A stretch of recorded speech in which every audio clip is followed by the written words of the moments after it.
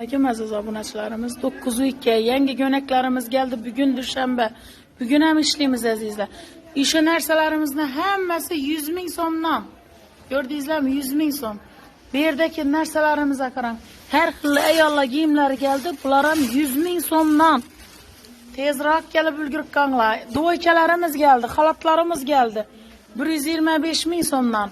Bularimiz 150 ming so'mdan. Bular 125 ming so'mdan. Ulgurib olib qolinglar azizlar.